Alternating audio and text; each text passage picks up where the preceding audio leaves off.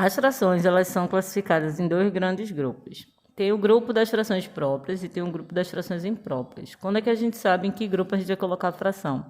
A gente tem que comparar o número de cima com o de baixo. Se o número de cima for menor do que o número de baixo, se o de cima for menor, a gente diz que isso é uma fração própria.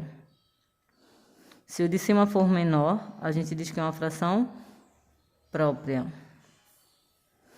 Mas se o de cima for maior do que o número de baixo, se o numerador for maior do que o número de baixo, a gente diz que é uma fração imprópria. Perdão, aqui é M. Imprópria. Se o de cima for menor, própria. Se o de cima for maior, imprópria. Se for igual, a gente classifica como imprópria também. Se o de cima for menor, a gente classifica como própria.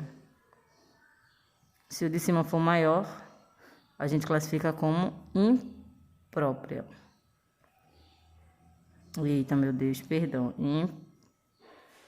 Imprópria, pronto. Aí, no grupo das impróprias, a gente também tem outra classificação. Se o número de cima estiver na tabuada do número de baixo, se der para dividir e der uma divisão exata, a gente diz que é uma fração imprópria e também aparente. Então, aqui 7 não dá para dividir por 6. 8 não dá para dividir por 5, exato.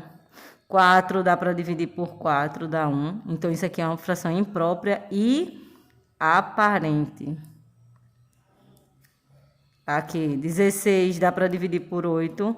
Então, a gente diz que é uma fração imprópria e aparente.